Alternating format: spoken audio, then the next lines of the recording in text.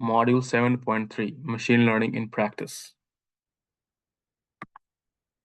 In this submodule, we will try to learn some of the concepts that we discussed in the previous submodules with an example. That is the 4 steps in machine learning. First, data collection, visualization, model selection, training, and evaluation. Now let's start with an example problem, such as to predict the fatigue strength of a steel. This particular example is taken from this paper, which was published in 2014, about 10 years ago, on exploration of data science techniques to predict fatigue strength of steel from composition and processing parameters. Now, for this exercise, we are going to use these two particular softwares, Pandas and scikit-learn.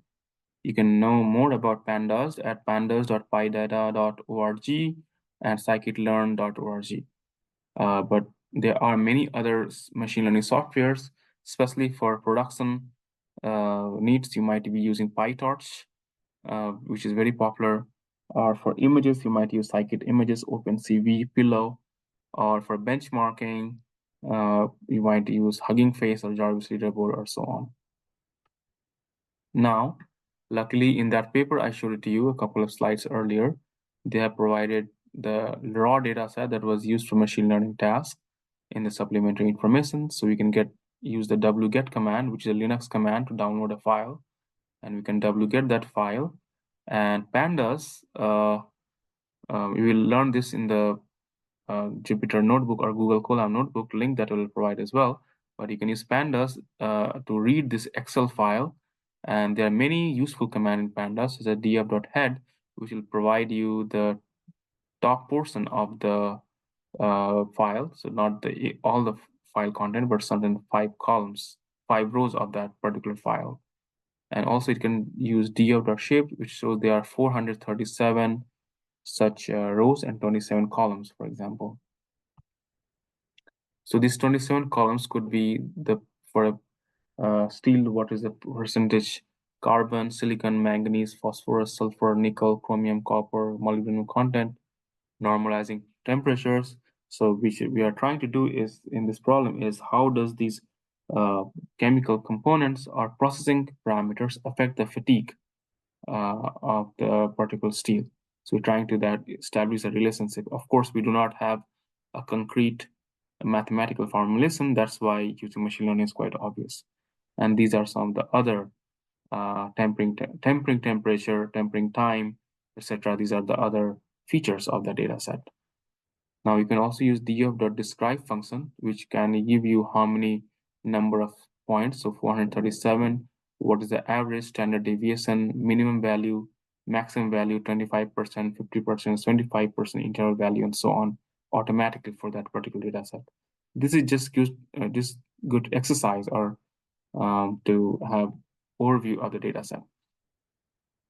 Another good exercise is to have histogram plots of that data set. So for example, fatigue is varying from this particular range. So usually your machine learning model might be good only in this interval, not good for outside that interval. Although it might, but generally it's a good idea to know the range of that prediction value. And you can plot either of those 27 columns in this particular histogram. Luckily, there are in Pandas several tools such as the density plot, where you can plot the density for each of these column values easily. Now, if you took, for example, fatigue and one of the columns, such as this red ratio, and plot it, you'll see there is no x equals to y kind of correlation or any obvious correlation. So, and you can calculate. This is how you plot the red ratio versus the fatigue using the circle, kind of the plotting command. And you can see there are R squared, the correlation coefficient is very low, negative even. It usually should be close to +1, then it's obvious correlation. So obviously there's no correlation here, and that's why we need something like machine learning, sophisticated model to train on predict properties of these steels. Of course, Pandas also provides correlation plots, so you can see which of these features are kind of correlated. So you can see some of them are deep blue, which is basically means highly correlated, while some are not very correlated, such as the this particular feature here. So that also helps you understand what are the parameters that could be important for before doing any machine learning. Now, another unsupervised model we can do is using PCA. So we can load this particular data set.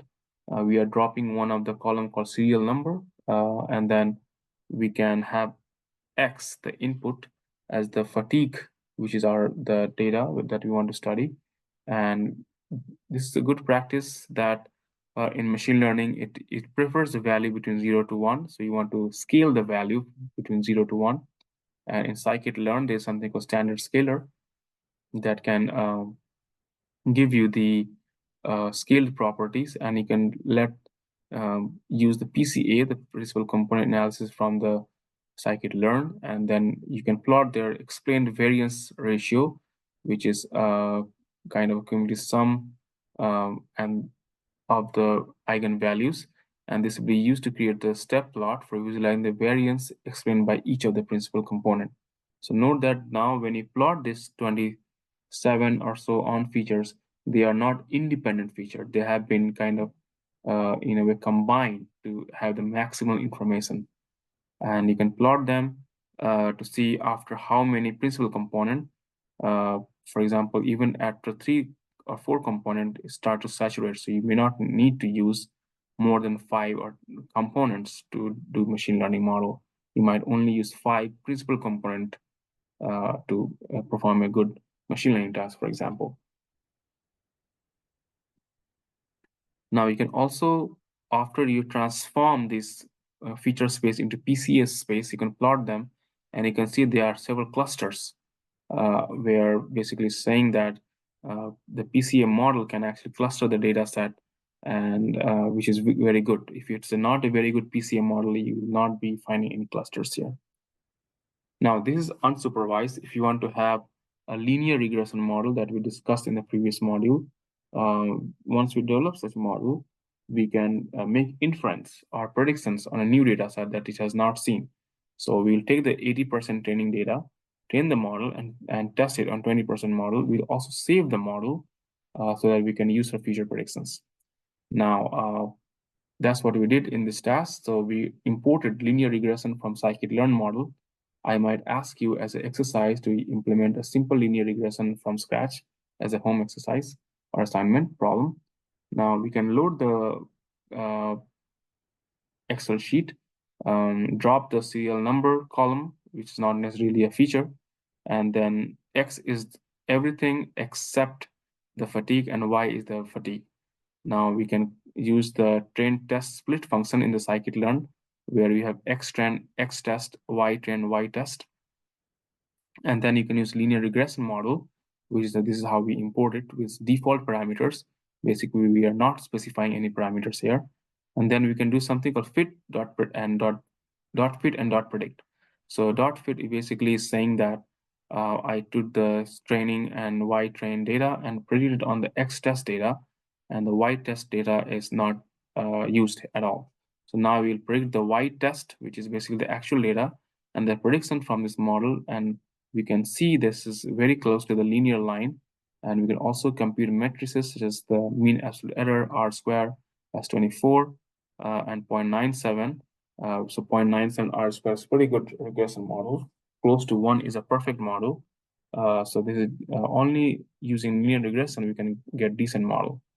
We can use more sophisticated models such as the random forest, and then you can use a random forest regression model, which is an ensemble-based method. And compared to what we get previously, 24, you can see we can get slightly better model 19. The lower mean absolute error is better, or high R square is better. Similarly, we can use something called feature importance plot. So because this ensemble-based or tree-based model uses decision trees, we can see which of these features were more important. If this is something inbuilt in the scikit-learn package, So it's usually from 0 to 1, but we'll try to convert into 0 to 100. So multiply by 100, and we'll plot it to see what are the key features which are important for performing a machine learning task.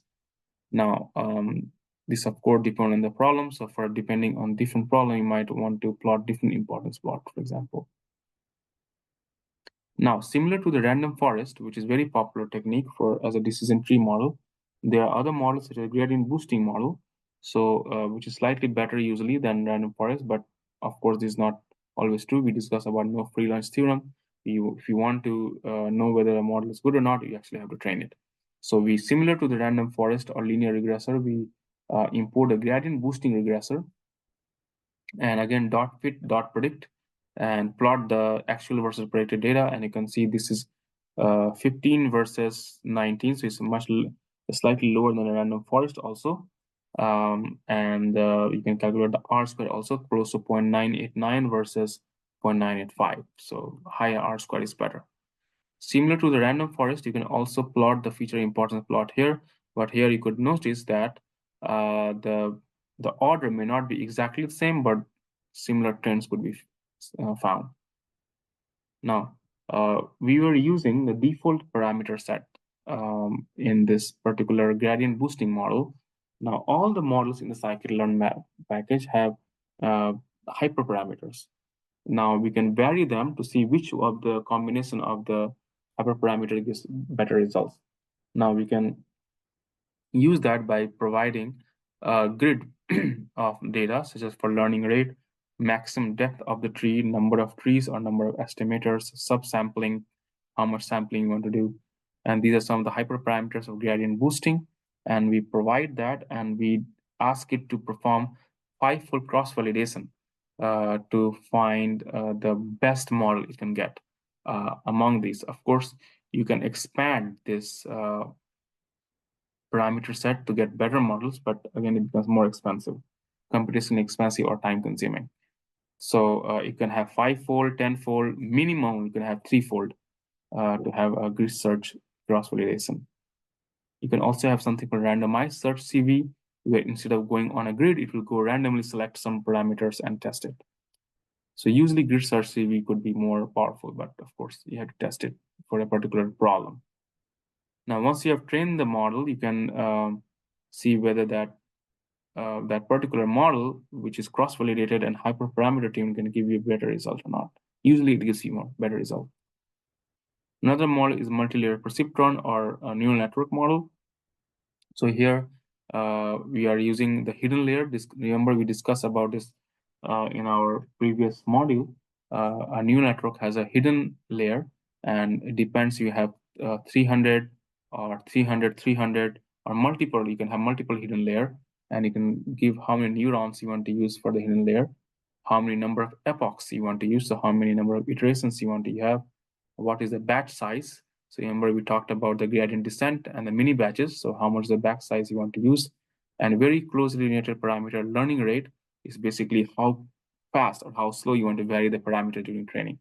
Now, similarly, you can do dot fit, dot predict, and you can see what is the mean absolute error. Of course, there are several other parameters that you can vary in the multi-layer perceptron. And for typical tasks, such as what we are doing here for tabular data, the gradient boosting decision tree are usually a better model. Also note that there are many flavors of gradient boosting. So one from gradient boosting from scikit-learn, but there are other techniques such as XGBoost and LightGBM are other packages where this decision trees or gradient boosted decision tree can be more powerful. So these are some examples. And during this exercise, we deals with only one data set, but nowadays there are thousands, or if not hundreds of thousands of examples of machine learning for mechanical or material design. So you can find some of these links where you can, if you want to learn more, you can learn more at some of these resources. And there are many other resources out there available over internet. This is an extremely popular area of research. Hundreds of papers are published in machine learning for engineering application every day. So hope you could find some time to learn. And if you have any questions, feel free to reach out.